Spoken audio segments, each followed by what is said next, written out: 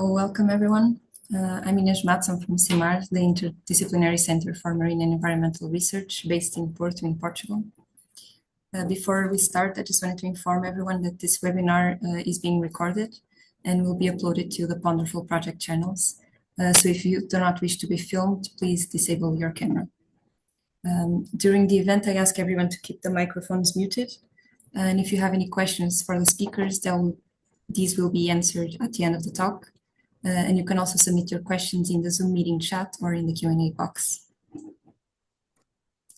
So, welcome everyone to the last technical webinar for the Ponderful project, which is ending at the end of this month. Ponderful is an European project funded by the European Commission and led by the University of Vic, exploring the role of ponds and pondscapes as nature-based solutions for the mitigation and adaptation to climate change, for the protection of biodiversity, and for the delivery of ecosystem services. I invite you to also check our social media and our website to see our main results. So today we are joined by Professor Jeremy Biggs and Hugh McDonald for the last technical webinar. Professor Jeremy Biggs is a freshwater biologist who has led the Freshwater Habitats Trust in the UK since its creation. His main research interests focus on what works to maintain aquatic biodiversity at a landscape scale, and how radical new approaches to land and water management can not only reverse the decline in freshwater biodiversity, but also create wetter, wilder, and cleaner and better connected freshwater habitats for wildlife and ecosystem services. Hugh McDonald is a fellow at Ecological Institute in Berlin, applies an environmental economics lens to the diverse environmental policy issues. His work covers the intersection between agriculture and climate mitigation, market-based policy instruments, nature-based solutions, and biodiversity finance. So these speakers will present the key stages to creating a national plan for ponds, recommendations from the Ponderful program. And we'll also launch one of the main outcomes of the project, the Ponderful Technical Handbook and the policy guidance publications. So welcome to the speakers and to everyone attending, and you're welcome to start. Okay, so hello everyone. As you've just heard, I'm Jeremy Biggs of Freshwater Habitats Trust, and this is the final Ponderful webinar. And we're going to be talking about ponds and policy, and specifically what needs to go into the creation of a national plan for ponds. In the second half of the webinar, Hugh will take over, and he'll be talking about the financing of ponds and the essential work that you need to do in order to get the financing for protecting ponds. That's an area that he's been leading on during the Ponderful program for the Ponderful project. Obviously, you've heard that Ponderful's an EU Horizon 2020 funded program. Freshwater Habitats Trust is one of the partners in that project, along with the Ecologic Institute. So, as Inês said, this webinar is about the development of national plans for ponds, and more or less everything I'm going to be saying is summarised in the Ponderful Policy Guidance document, which we're officially launching today. You can download it from the links that we'll show you at the end of the website, at the end of the webinar. And what we're going to be talking about is the policy and practical issues we need to take account of in developing these plans. We'll review the main policies which contribute to the protection of ponds in Europe. We will be taking mostly Europe focus. I'll talk a little bit about more widely in the rest of the world, but that'll be fairly brief. We'll look at the main gaps in policy, and that's perhaps one of the most important parts still of developing national plans for ponds, that there are important gaps still in policy. And we'll look at the next steps to ensure that programs of pond protection, management and creation can be embedded properly in national and international policy and practice. As Inês said, we're also officially launching today the Ponderful Technical Handbook, which contains much of the detailed outcomes about policy and practice from the project, about the management, protection and creation of ponds and pondscapes as nature-based solutions. This is 130 pages or so, so it's quite a weighty document, and really is about using ponds as a means of tackling societal challenges. And we're looking at particularly biodiversity enhancement, disaster risk reduction, human health improvement, climate change mitigation and adaptation, better water management, improved food security, and social and economic development. These are all challenges that have been identified by IUCN, which ponds and pondscapes can help us to address. You probably do know enough about Ponderful for me not to dwell too much on this slide, but just to remind you, Ponderful stands for Pond Ecosystems for Resilient Future Landscapes in a Changing Climate, and obviously has been supported by the EU, and is investigating how we can use ponds and pondscapes as nature-based solutions, not just for biodiversity, but for ecosystem services and providing nature's contributions to people. And as Ines says, we are very close now to the completion of Ponderful. These are the final outputs, and of course we have the final project conference coming next week, and I'll just right at the end we'll show you another slide just to remind you about the contact details for that. And of course you're all very welcome to join if you haven't already registered for the conference. Ponderful has been run by 18 partners in 12 states in different parts of Europe and Turkey and South America, and I think has proved to be a very productive and fruitful collaboration. Before we go into the agenda in full, I just wanted to come back and just do a couple of background slides, a little bit of background information, something which, and you'll look at the first one and you'll think, oh, well, of course I know what this is. And I think everyone joining the webinar today will know pretty much what the answer to this question is. But it's in many ways still the first and most important part of any plan, because whilst everyone here knows full well what we're talking about when we use the word pond, it's quite possible that many in your audience won't automatically know what we're talking about. And so being aware of what we're actually talking about when we say the word pond is still quite important. And just to remind you here, we're talking about small standing waters between 1 metre square and 5 hectares, following the definitions that were written up by Mary Kelly Quinn, Stephanie von Fumetti and me a little while ago, added to by the work of Richardson et al., which came out a couple of years ago. And even this definition is a little flexible because, for example, here in the UK where I'm working most of the time, we actually use a 2 hectare upper size limit rather than the 5 hectare one. 5 hectares is perhaps a more popular upper size limit on the rest of the continent, and is a bit of a nod towards the Ramsar definition, which is actually fractionally larger than this even. Of course, that definition includes both semi-permanent and temporary ponds. In Europe, temporary ponds are common throughout the continent, both north and south, though they're best known in the Mediterranean region. Perhaps less well known are the semi-permanent ponds, those which are drying out maybe every 5 to 10 years. Even the temporary ponds we think of as regularly drying out, but remember, of course, that in a wet year, a temporary pond may not be temporary in that year. So there's a degree of flexibility inside this definition, but everyone who's writing plans about ponds will need to start from something around this point of the definition of what a pond actually is. In Ponderful, we've talked a lot about groups of ponds, so-called pondscapes, and here's a simple diagram just to show you the concept of what we have meant by the term pondscape in Ponderful, showing an example with a deeper and several shallower and more seasonal ponds set in the terrestrial landscape. In this case, it's meant to represent grassland and woodland. And I just wanted to go a little bit more into that because actually defining what a pondscape is actually is a little more complex. So when we talk about a pondscape, we're looking at we mean ponds of a group of ponds of different sizes and shapes and depths spread across the landscape in the form of a network, providing habitats for more, excuse me, more species than a single water body would of the same size, the same total area. And of course, that's it's a group of ponds which can be providing multiple ecosystem services for people. A pondscape is a pretty variable thing. It may comprise anything from a handful to hundreds or even thousands of ponds. Those ponds will form a habitat network, even if they're not physically connected, because of course, many freshwater plants and animals are adapted to dispersing between these separated habitats.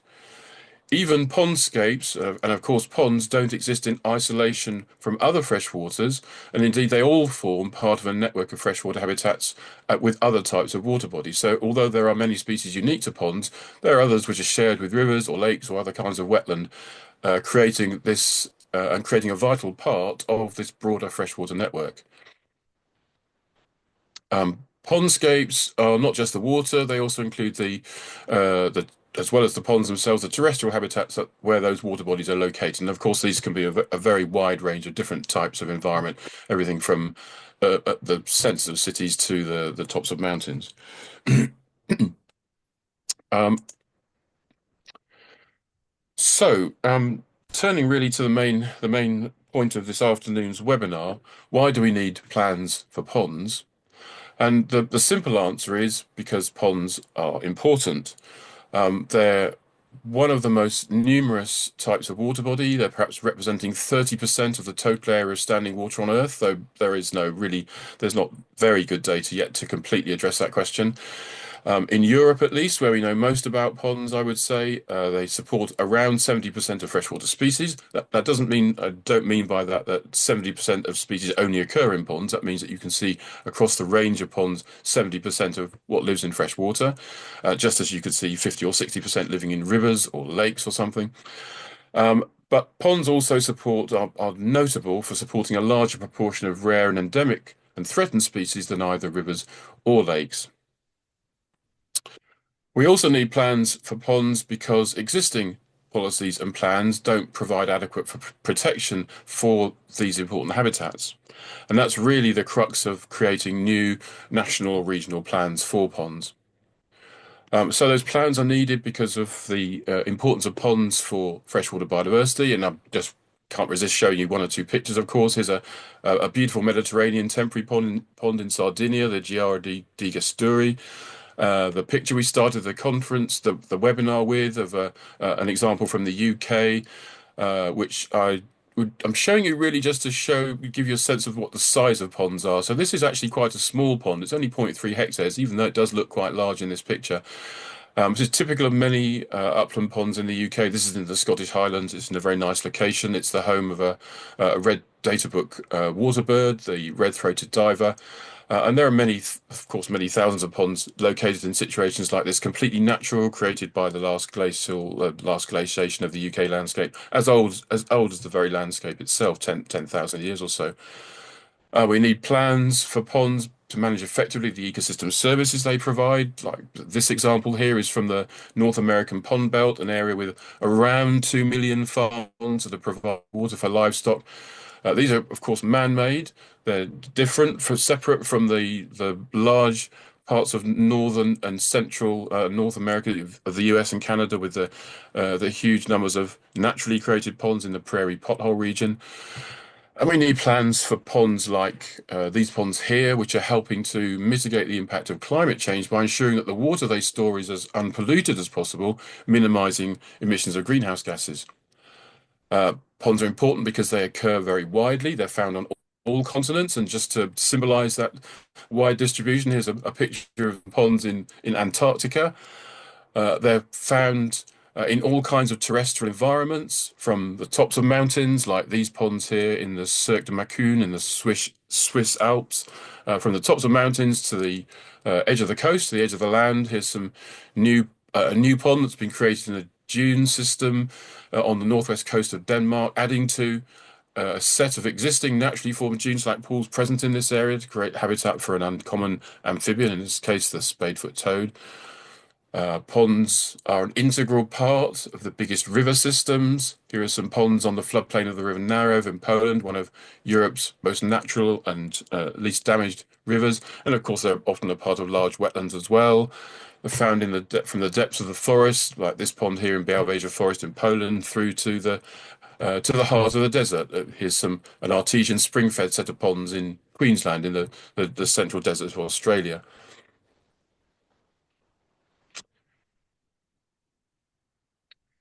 So it's no surprise then that the abundance and diversity and importance of ponds has led to the development of a range of policies which emphasize the need to protect them and to protect these biologically vital habitats.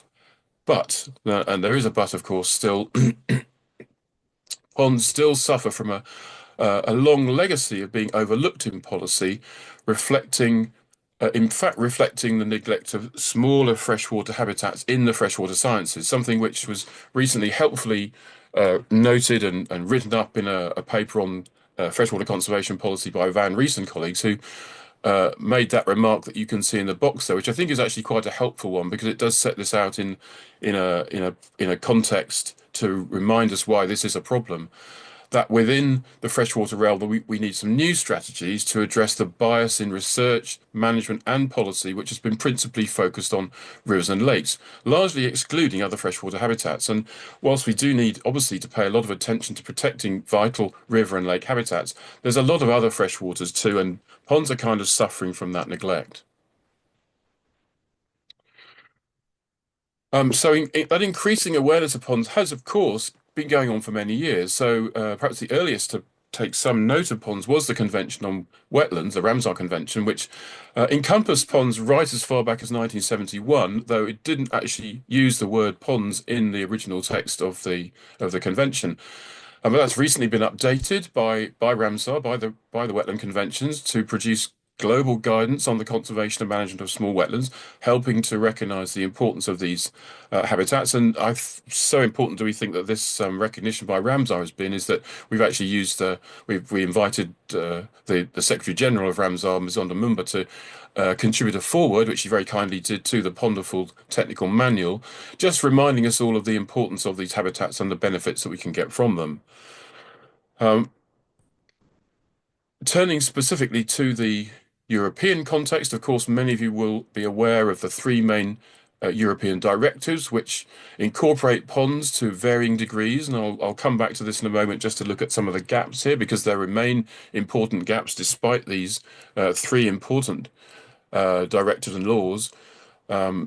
Looking a little more broadly and seeing a shift in the right direction, we have the Intergovernmental Science Policy Platform on Biodiversity and Ecosystem Services, which is usefully shortened to IPBES most of the time, which has created a further important shift in the right direction simply by noting in their information, in their work, that freshwater habitats do actually include ponds. So it's just a word or two, but it's really important that we see these words built into important policy and practical guidance like this kind of work. And following the same trend, IUCN, in a really quite recent publication, this has just come out in the last couple of months, I think their commentary on designing and managing protected and conserved areas for freshwater biodiversity, for inland water biodiversity, they too, I'm pleased to see, are incorporating ponds in their definition of what inland waters comprise. And that's a good start, of course. But one can't help noticing that this is still the area of water biodiversity protection is still quite dominated by the what you can only really call a river-centric view of the world. In this document alone, the word river is mentioned 774 times. Yes, I did count. Well, I did a spell check. Whereas ponds are only mentioned 11 times. And I don't think that's really a reflection of the fact that rivers are 774 times more important than ponds. So we've got a bit of work to do still to overcome this long-standing emphasis on the largest and biggest freshwaters that we can see, rather than recognizing the importance of the small things. Just very briefly turning to the situation in North America, where there was considerable useful progress being made in the Clean Water Act, with the whole network of freshwater habitats being identified as potentially inside the remit of the Clean Water Act. So not just the network of connected running waters and connected lakes, but also disconnected and smaller waters and wetlands that were away from the main network of river channels and stream channels. Unfortunately, and there's a tremendous set of technical reports underpinning those whole concepts. So this wasn't just kind of dreamed up out of nowhere. There's some excellent research information about the ways in which networks of habitats, which at first sight look disconnected, are actually functioning as a unified network, and something which I think in Europe we could learn quite a lot from still. Unfortunately, these very positive steps in the direction of thinking about the whole network of freshwaters, which invariably means that you spend more time thinking about small habitats, had a setback when the Supreme Court really reversed the idea that those small waters were part of the freshwater network and returned to the idea that the Clean Water Act only applied to streams and oceans and rivers and lakes, along with wetlands that were continuously connected to those habitats. So if there's a physical gap between that network, that physically connected network of habitats, then the water bodies away from that are no longer covered by the Clean Water Act, which was an unfortunate development. So just looking quickly at those at the European policy arena, we have the two big directives and the new nature restoration law. So all of which have something to say about ponds, though we'll see there are some gaps in a moment. So the Habitats Directive, of course, has a range of Annex 1 habitats which include ponds. There's the list there, which many of you I'm sure will be familiar with. The problem, that's a great list. These are all important habitats. The problem is that I would say the majority of the locations of these water bodies are not mapped systematically. So unless we know where they are, it's pretty hard to do anything because you need to know where things are in order to do something to protect them. If we look at the Water Framework Directive, which in many ways creates the most important gaps creates the most important gaps for freshwater, for ponds, because although in theory the WFD covers all of the water environment, I can hear a bit of noise in the background. I think someone's got their microphone on.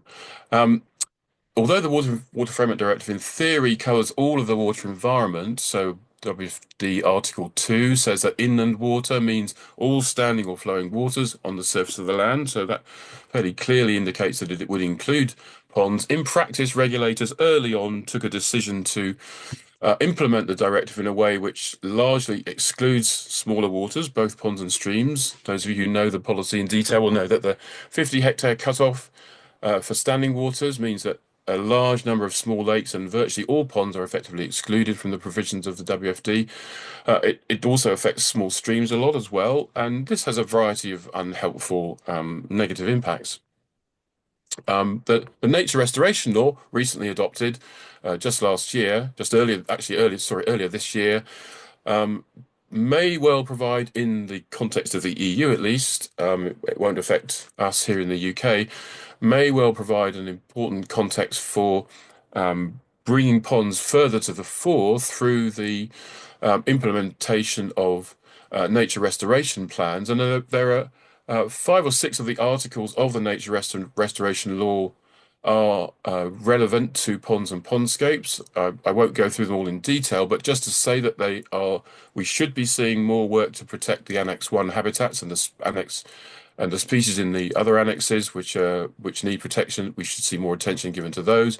We should be able to do work on ponds in urban areas and on farmland, and we should see more attention paid to ponds on the floodplains of rivers as part of the restoring the natural functioning of rivers, where of course those floodplains are naturally one of the hotspots for the existence and role of ponds and pondscapes.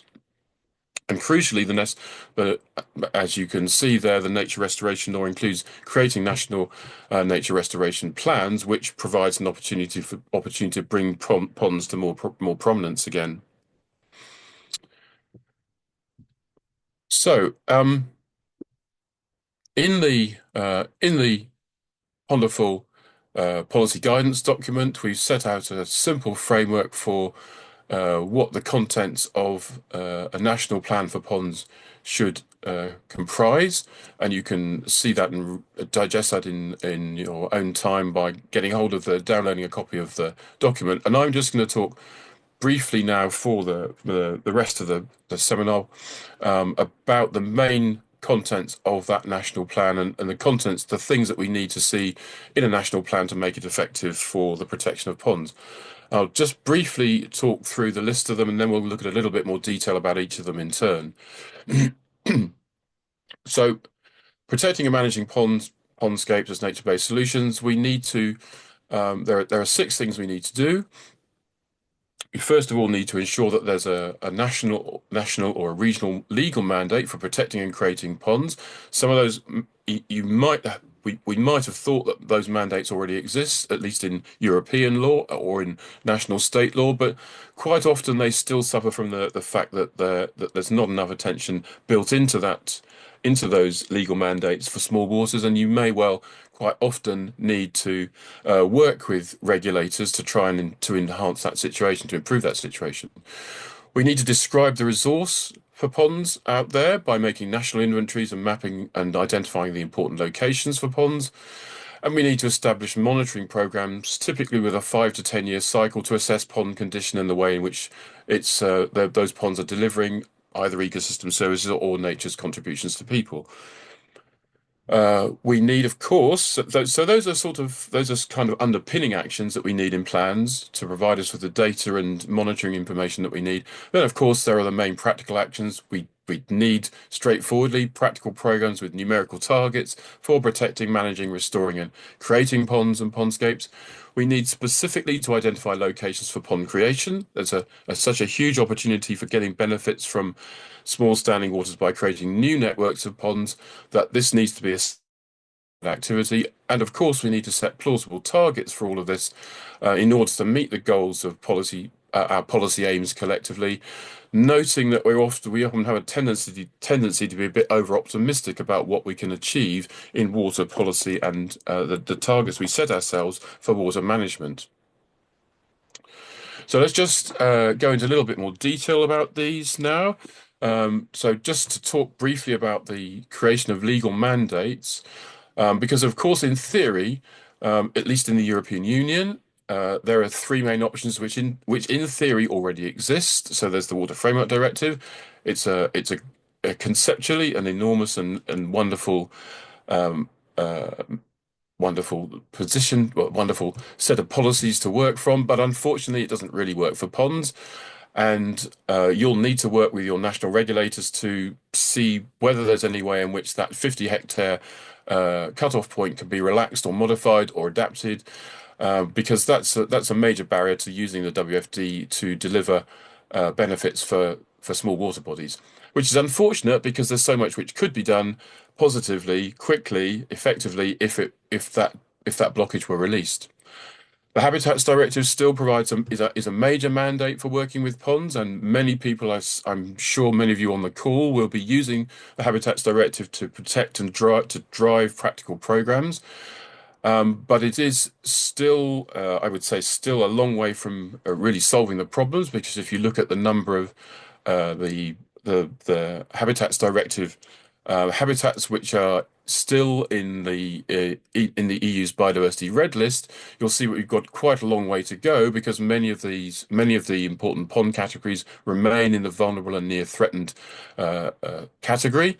So we've got a lot of work to do there, I would say, still. And so one might hope that the new nature restoration, or at least in EU states, will provide an opportunity to create better plans for these high nature value locations, the Habitats Directive water bodies, and as well to deal with ponds in the more managed and intensely used landscapes like farmland and urban landscapes. If you're not affected by the EU, as of course we here in the UK are no longer affected, no longer really directly implementing EU law. We do still have the Water Framework Directive, but in a kind of specific British way now. If you're not able to use those European Union drivers, then you'll need national legislation, which either will need to be adapted or developed in some cases in order to provide that legal mandate for working with and protecting ponds.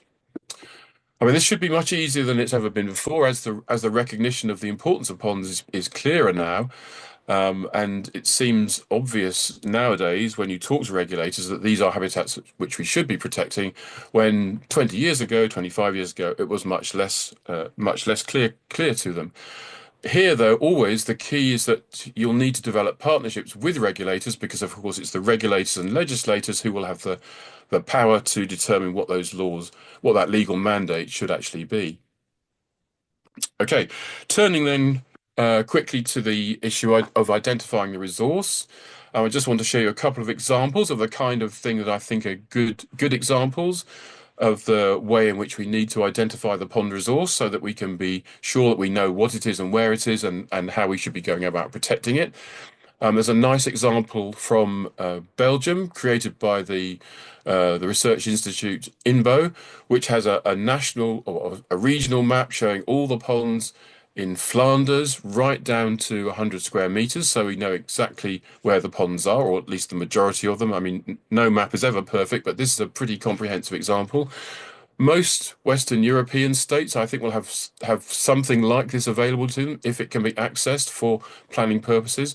Sometimes it's difficult to get hold of the data. There may be barriers that you can't immediately that need to be overcome to get access to it.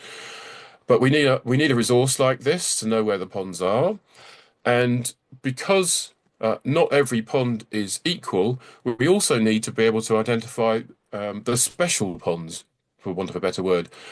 The places, because there are so many ponds, it's never really practical to be thinking about trying to protect every single last pond or manage every single last pond. So it's really helpful to do something like what we've been attempting in England, at least in the UK, which is to create a map of priority ponds. So in the UK, priority ponds are places which have where we should be taking special measures to protect those habitats. And here we're in the process of creating and gradually populating a national map for the country with the national regulator, Natural England, to identify the places where those important ponds are. It's a public database that anybody can see and access, and relies on identifying 7 categories of important ponds. Here, these categories are essentially biological because that's been, for us, the most important driver behind creating this map to recognize the locations that are important for freshwater biota. And I will just show you the details of that because I think this is an approach which could be easily adapted to more or less any region or state, where you look at what are the look at different ways of identifying the importance of ponds biologically, and any of the and when ponds meet any of these, there are actually 7 criteria in this case. When ponds meet any of these criteria, they can be identified and recognized as priority habitats, giving them a quasi-legal status. It doesn't automatically generate resources, but it's an important step towards recognizing the importance of these locations. And just to look briefly at them, you'll see that the first of these is that we identify priority ponds as any that fulfill the criteria for the Annex 1 Habitats Directive types. We include any ponds as priority habitats which have species of high conservation importance, so that might be red listed species or species which are scheduled in acts of Parliament. In the UK, we have ponds which support exceptional populations or numbers of key species. We've got a variety of criteria in the UK for defining what those numbers of species might be. We can include as priority ponds which fulfill the good status category of the SIM system, the predictive system for multimetrics. So here in the UK, we have a system for evaluating the condition of ponds, which is essentially the same as the approaches used in the Water Framework Directive, where you compare ponds to the reference state. So any pond which achieves good status under that system is a priority pond. We have a catch-all for other important ponds. So if we want so ponds which don't fit these categories and might be ancient, long-established, irreplaceable habitats like the pingos of East Anglia, we can include those as priority ponds. And then we also have a predictive system called the PASS system, where we can predict whether or not a pond is likely to be a priority habitat from its adjacent land uses. And finally, we've agreed with the national regulator, Natural England, that ponds which have unpolluted clean water, measured in terms of nitrogen and phosphorus, we can treat those provisionally as priority ponds as well, because given good water quality, they're very likely to meet that criterion. So that's all about identifying the resource and identifying important places. Of course, it's also important to have established monitoring programs. We again have, I'm going to use examples from the UK here because it's simplest to explain the situation here for me. We have both a national program called the Countryside Survey, which is it's being revamped at the moment, so the countryside survey is being converted to a new system now. But that's essentially a stratified random survey of ponds across Great Britain, which enables us to tell something about the quality of the pond habitat at a large scale. And more recently, we've introduced single species monitoring programs, specifically in the UK for the great crested newt, using environmental DNA, and that's an ongoing annual monitoring program. We've written something about that. We've given some guidance in the Ponderful Technical Manual about the ways in which you might structure environmental monitoring programs for ponds. This is just a snapshot from one of the pages describing the most effective, which are the most effective biological groups to work with to monitor ponds. I won't dwell on that. You can read that in the manual.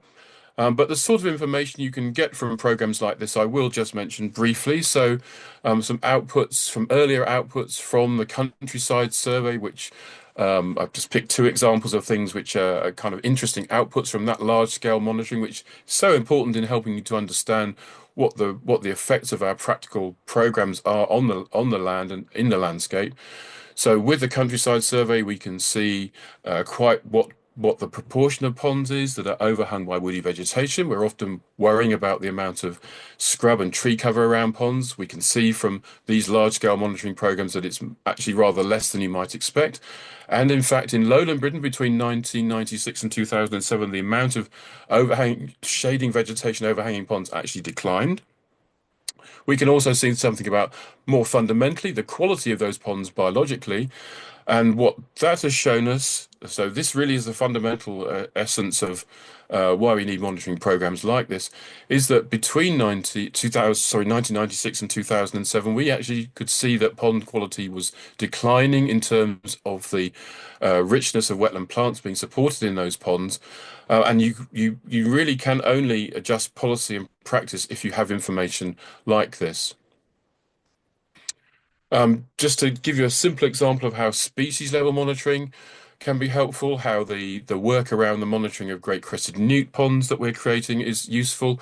Here, with our partners in the Newt Conservation Partnership and the Nature Space Consortium, we're working across a substantial part of southern England. You can see that in the picture on the map there. And we're doing something quite simple. We're putting new high quality habitats into the landscape for newts, using finance from developers to mitigate the effects of development. And fundamental here to the success of this is that we're actually creating new high quality habitats. So it's pretty basic to be sure that those new habitats that we're creating are actually good quality. And because this is also one of the fundamental features of ponds, that we can actually make new high quality ponds. And this is providing some really simple but very valuable information for us, because we can see that by looking at the plant assemblages of these new ponds, irrespective of how they're working for great crested newts, they're doing fine for the newts. But almost as important, in some ways more important, we can see from the monitoring of these new ponds that a very high proportion are reaching the good sim status category. So that means that they're minimally impaired. They're as good as they can be. So nearly 9 out of 10 of these new ponds that we're making are a good status, and this compares to the UK countryside average, which is just 8%. So only 1 in 10, roughly, ponds in the countryside are in good condition. When we make new ones, we're getting nearly 9 out of 10 at that status. So that's a really important benefit of that kind of monitoring, which just shows how important monitoring of the practical activities really are.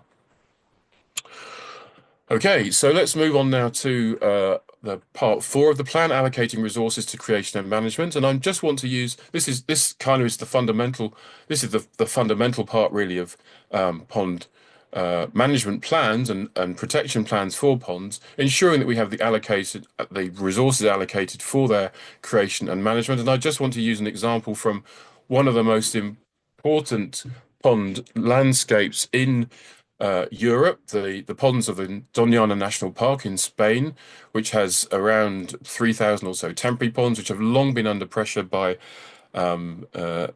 from abstraction, from agricultural abstraction for fruit growing.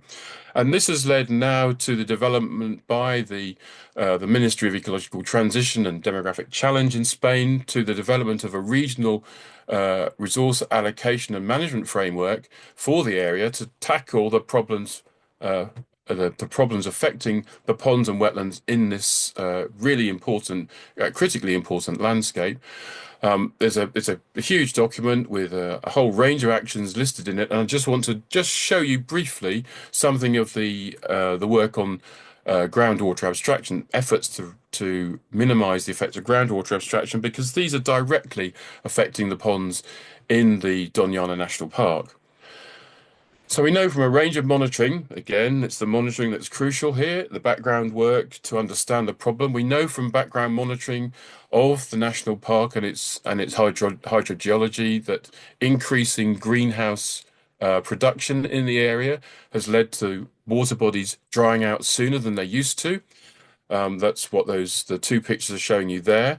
And you can see this in the effects on specific pond types. So the groundwater abstraction has led to the period for which long temporary, so-called long temporary, medium temporary, and short temporary ponds are wet. That has been getting shorter over the last 20 to 30 years. So there are clearly now impacts. These are clearly now documented, or all relatively recently, some problems that we've been believing to have occurred for the last 20 or 30 years. Now there's actual good hard data about it, showing that the effects of groundwater abstraction on these ponds really are changing the way they're behaving. And that's led to the ability to make plans to allocate resources for particular activities to reduce the impact of groundwater abstraction on those ponds. So this is effectively allocation of resources for pond management. And there are four main categories of activity that the Spanish government is now prepared to finance and pay for their implementation to reduce the effects of that groundwater abstraction, including the things that you can see there, the acquisition of land with rights for abstraction to mean so that the abstraction is simply terminated, to close wells and find alternative water sources drawn from surface water and using surface water transfers to make up the difference for the water supply that's needed, to replace groundwater with surface water where you can. There's a in the local situation, there's a reservoir that has spare capacity that can be used to mitigate the use of to reduce the use of groundwater, and also finally to reduce the impact of water abstraction from a tourist resort, the Matlas Cañas area, which is closest to some of the most important temporary ponds and is clearly having an impact on those water bodies. And again, it's a matter of reducing the groundwater abstraction there and replacing it with alternative sources. So these are all a matter of, this is all about managing to allocate resources for protection. Then we come to the identification of locations for pond creation.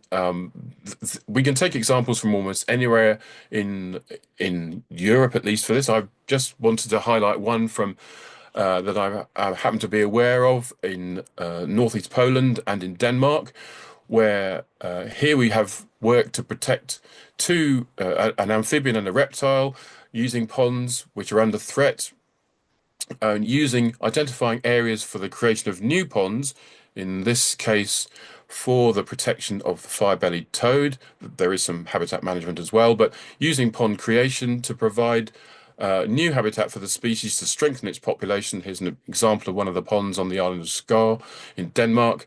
But to identify these locations for new ponds is really fundamental to the protection of pond biodiversity and the networks of habitats provided by ponds, because they are such a good option for replacing and making new habitat and ensuring that we have the range of water bodies needed to protect the biota of pond habitats.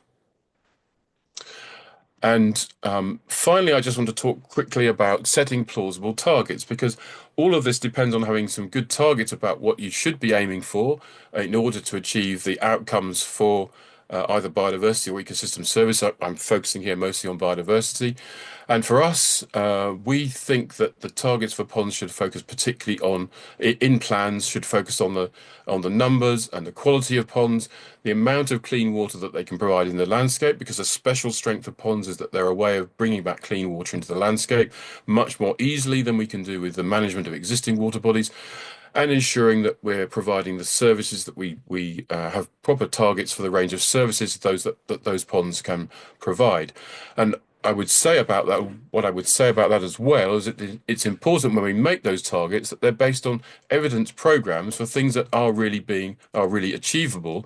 We don't invent targets for things which are really fanciful and just are so far into the future that we're never likely to achieve them.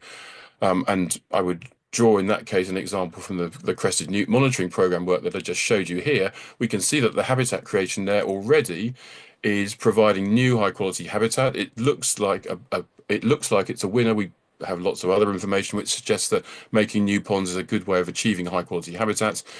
And plans should be made with that kind of knowledge in mind.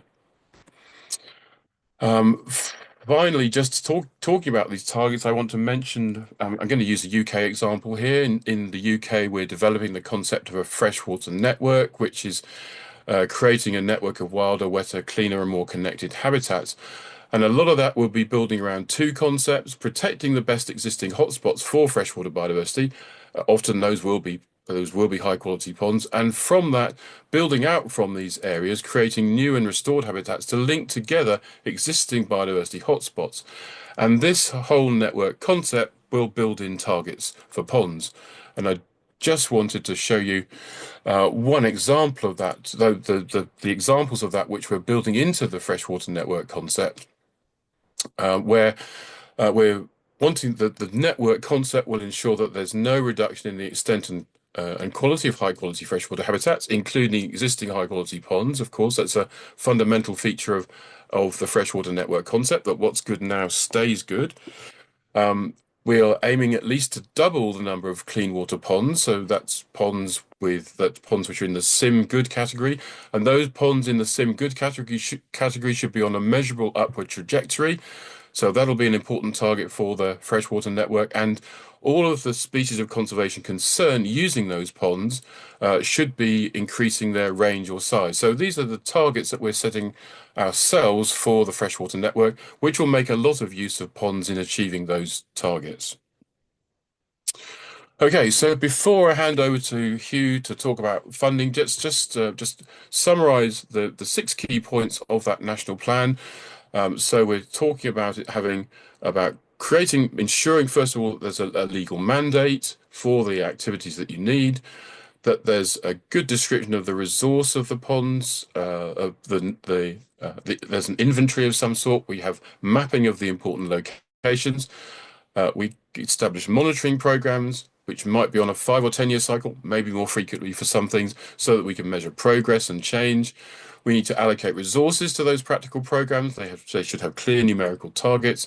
We should identify specifically ponds, locations for pond creation. We've lost such enormous numbers of ponds from the European landscape that pond creation itself is a fundamental gain for the water environment. And we need to set plausible targets for ponds and pondscape improvements, which can help deliver policy aims like those of the EU Nature Restoration Law or other national specific targets. But of course, fundamental to all of this is funding. And so I'm going to hand over to Hugh now to talk to you about funding. Thanks, Jeremy. Do you want the next one? Would you like the next one, or is that one? No, that's a fine place to start, I think. My name's Hugh McDonald. I'm from Ecologic Institute. Today's work that I'm presenting is also collaborative work with colleagues, including my colleague Manuel Lago, who is here. So our work in the Ponderful project was trying to consider this question of funding. How do you pay for ponds? And in particular, we were interested in understanding what the role of private finance was.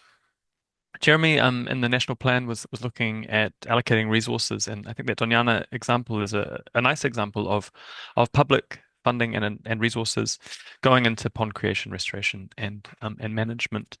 If you go to the next slide, Jeremy, thanks. Yeah, so this focus on private financing comes because there's been a bit of a call having a look at the gap between the amount of nature-based solutions that we want to see in Europe and worldwide, and the amount that we are seeing, and concerns that maybe public budgets will not be sufficient to cover that financing gap. That potentially private financing could step up and contribute here. Historically, private financing hasn't been a major source of pondscape financing or other nature-based solutions. And there's a reason for that, and that's that pondscapes, like other nature-based solutions, do pose some challenges for private financing. So pondscapes generate primarily public goods, so things like biodiversity conservation, which are undervalued by markets. You get biodiversity conservation twice there because it's so important. The benefits that pondscapes do generate are scattered across multiple different beneficiaries, which poses some coordination problems for financing. In some cases, those benefits are, sorry, in many cases, I would say that those benefits are difficult to measure. That was indicated by one of Jeremy's previous slides and is documented also in the handbook. We are making progress there, but that's not something which is simple at this point. And pondscapes, not in all cases, but in many, are relatively small projects which pose problems for financing. If you can go to the next slide. Thanks, Jeremy. Cool. So within the project, we developed, we kind of wanted to understand what are the different financing options for pondscape nature-based solutions. And answer this question, as a pondscape developer, how would I pay for my pond? Yeah, and here we developed the sustainable finance inventory. I'll include a link to it in the chat after I stop speaking. It's a list of 22 different finance instruments. We really wanted to focus on private finance options for the reasons that I just mentioned, but we do include the more common public ones around subsidies and grants. If you go next slide, thanks, Jeremy.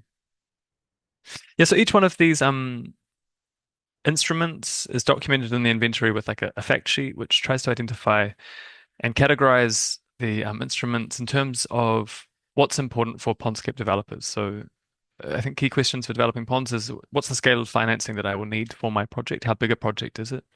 What level of complexity am I willing to put up with to get my hands on this financing? What type of pondscape developer am I? Am I a public body or a private one? All of these things are contained, hopefully in a succinct way, in this instrument fact sheet. Next slide. Thanks. Thanks, Memo. We also have kind of real world examples of these financing instruments in action for each of the instruments, primarily from the EU, but some international examples. And we tried as hard as we could to focus on pond or at least water nature-based solutions in our examples. Next slide, please. Thanks. Yeah, and just to say that there's like an online version of this, you can click your way through the different options to inform yourself. And we also have this quite simple Excel tool to guide pondscape developers towards potential financing options. Okay, if we go next slide. Thanks. So just have a little bit of a closer look at the types of options that we've included here. Some of these financing instruments can bring in financing for pondscape projects by generating revenue. So that's things like these income instruments at the top, like user fees, sale of market goods linked to the pondscape. That can bring in revenue, which can help to pay for a pondscape over time. Some of these are private sources of funding, as I mentioned. So like those income instruments that I just mentioned. Some are public. So that's things like on the next slide, actually. Some of them are going to reduce or avoid costs, so that some of these kind of community asset transfers and public-private partnerships can help to reduce the costs for particular actors. They don't actually avoid the cost itself, but may be an option in some cases. And we also have, other private contributions in the forms of philanthropic and charitable contributions. An interesting set of cases are these tradable rights and permits and payment for ecosystem services markets. Jeremy's already mentioned the district licensing scheme in the UK, which I think is an interesting example of how private financing can be crowded in to help pay for these pondscape projects. Though, of course, there are challenges and difficulties there as well. If you go to the next slide, please, Jeremy. Some of these options that we've identified are public, like the subsidies and grants that I already mentioned. And some of these kind of more pure finance options, things like loans and green loans and bonds, and also equity investments. So ownership models where you have external investors. And these ones I think are particularly are a bit more challenging in the pondscape context. Yeah, as it says on the slide, these different financing instruments are going to be appropriate for different types of pondscape nature-based solution projects, and some of them I think are going to be challenging to implement in the current context. If we go to the next slide, thanks, Jeremy. Yeah, so we worked with 11 pondscapes across the EU as part of the Ponderful project. And we wanted to understand how they had paid for their projects, for their pondscapes in the past, and how they might pay for pondscapes in the future. And so this is a simple just kind of count of per pondscape, have you used this type of financing instrument in the past? And could you conceivably, would it make sense to use this financing instrument in the future? In blue is the historic and in orange is the future. Historically, pondscape projects that we looked at had been financed primarily by grants with some philanthropic contributions from private sources, but really limited private financing of ponds. And this here matches the nature-based solutions literature on financing, which finds that the vast majority, more than 90% of nature-based solutions in the EU have been primarily funded by public funds in the past rather than by private sources of finance. Looking ahead to the future, the story is not too dissimilar. There's still a preference or the idea that these similar sources of funding are going to be the most appropriate for pondscape nature-based solution projects, but there is some potential for private financing, particularly in the form of income instruments. So things like user fees and sale of market goods and services could potentially be used as part of a package to help pay for pondscape projects. But of course, in some cases, those come with significant downsides. User fees in particular is not necessarily something that we want to be encouraging if it's going to exclude some people from accessing these sites. But overall, the picture's not too dissimilar. We're really seeing a lot of reliance on public funding looking ahead as well. If we go to the next slide, I think I have some conclusions. Yeah. So to this question of private financing, I think the challenges remain. They haven't gone anywhere. So pondscapes really generate primarily public goods, and it's difficult to make people pay for public goods. In particular, if there is a lack of revenues that are going to be generated by the project, the potential for crowding in really pure private finance in the forms of debt or equity seems really challenging. There are other challenges here too around measurement. I mean, the Ponderful project tried to progress in some ways here, but I think this is something that we've seen in the voluntary carbon market as well, that this kind of question of measurement and how trustworthy the measurement of these public benefits can be a real barrier to develop these private financing opportunities. We did identify a couple of private finance opportunities. So one of them is around this creation of environmental markets, but it's important to note here that that there's still a really strong role for public policy if you're looking at private environmental markets, because the demand in those, so the demand for example, biodiversity offsets, of course, there's some voluntary demand, but if you want to see real significant demand and real significant prices for those biodiversity offsets, it's common for that demand to come from an obligation that is arrived at through policy, and that's the example in the district licensing scheme that Jeremy mentioned. And I think also there's challenges, of course, with these environmental markets, as we've seen with the voluntary carbon market, which has promised a lot and so far is still really quite a small source of finance for climate mitigation. And I think biodiversity offers a number of additional challenges relative to climate. A second option is kind of integrated landscape options. So projects, I should say, not priorities.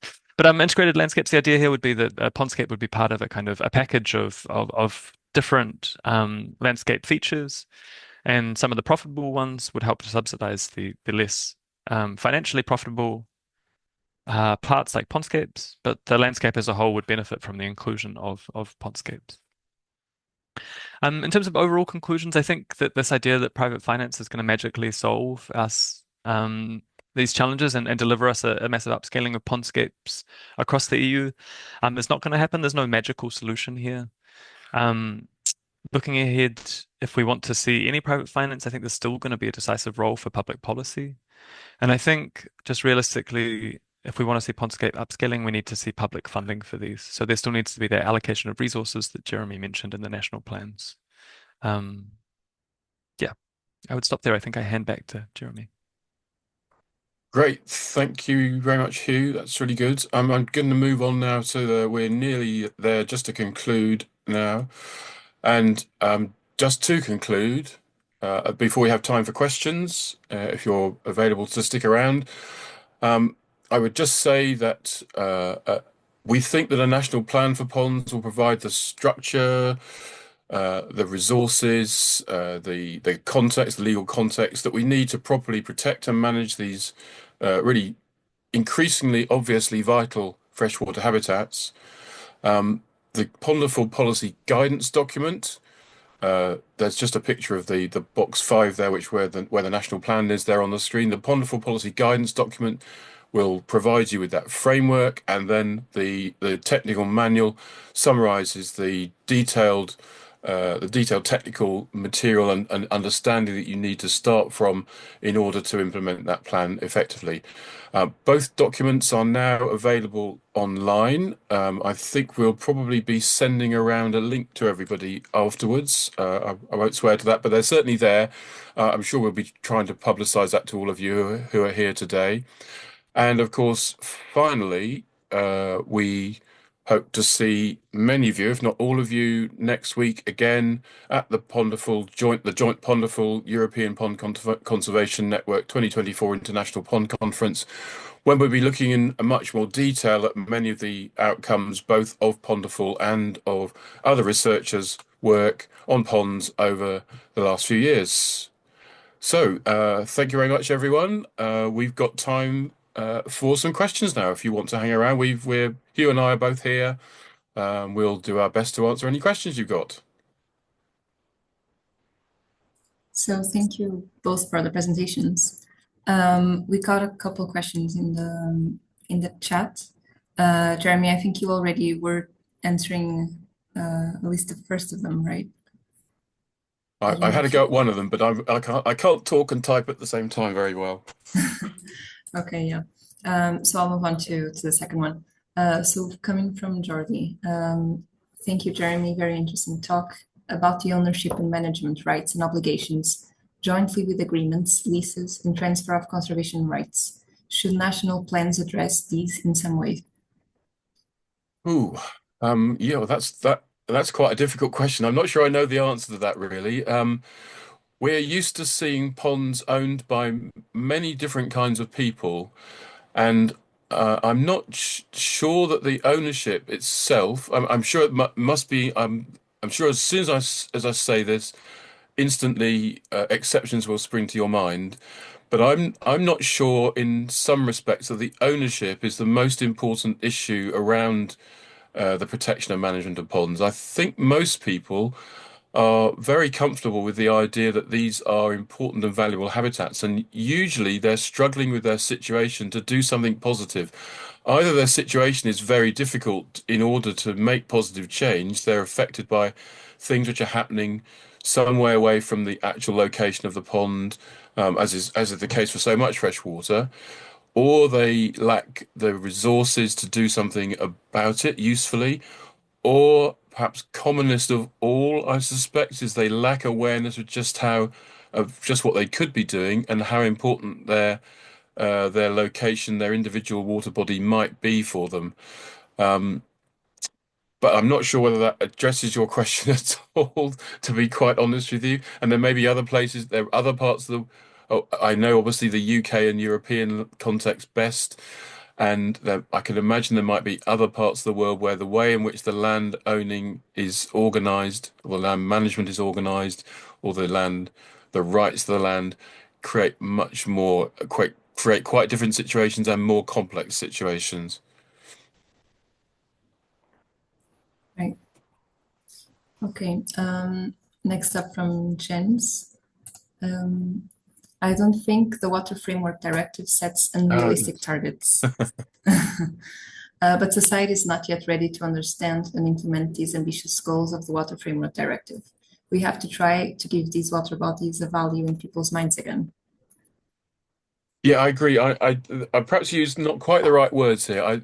When I say I think the targets are unrealistic, I mean I think the ability to achieve them, we kind of fool ourselves a bit about how effective our measures can be without quite substantial changes to the way the land is managed. I mean, to me, a lot of the time it's about the way the land is managed and our ability to actually make big enough changes to the land, to the way to ensure that particularly larger running waters reach a good status. The difficulties of doing that, I think we've rather underestimated quite how difficult that is, which is perhaps what I mean by being unrealistic. When we work with small waters, I can see changes happening within 5 to 10 years. So we've not talked about it today, but a plug for the conference. We'll mention the work of one of our projects in the UK, which has been part of Ponderful for the last few years, the Water Friendly Farming Project.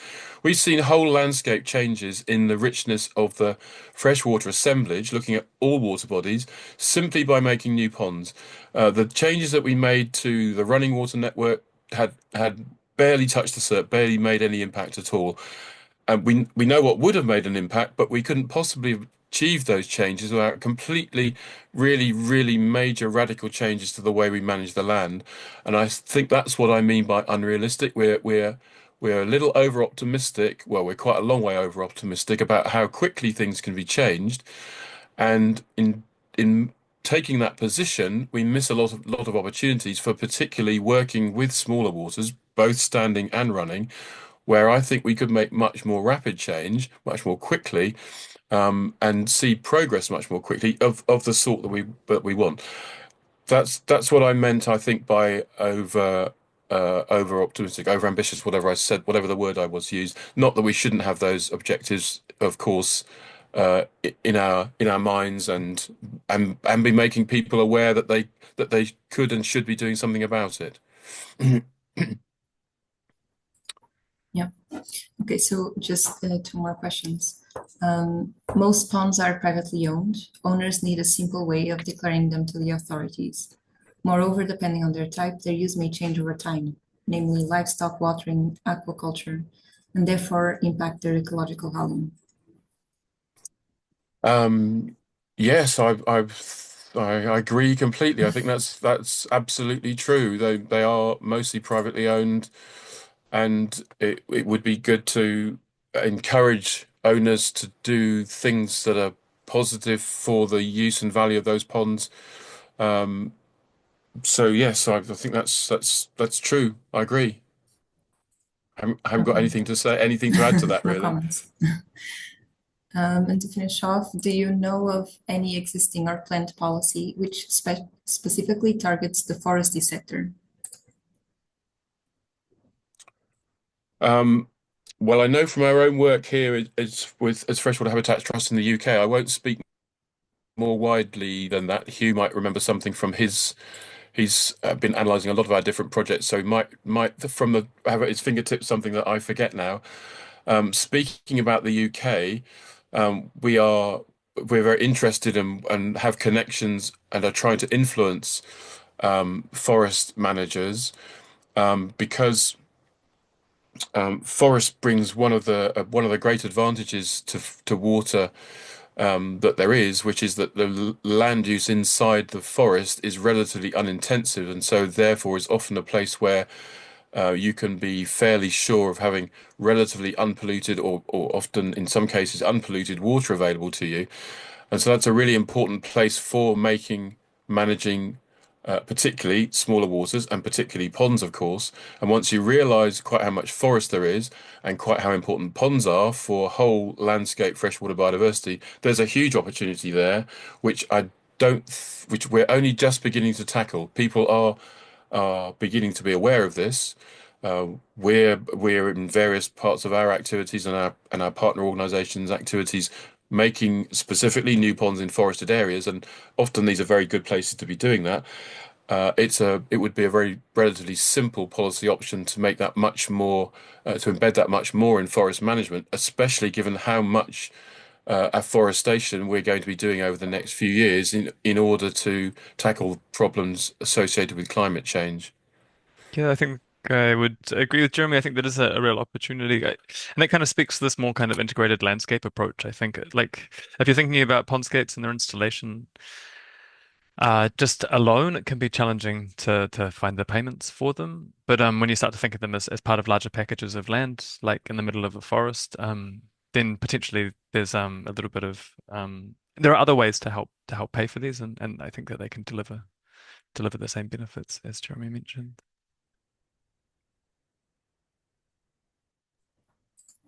Okay, and the last one off, which is from Avery Hill.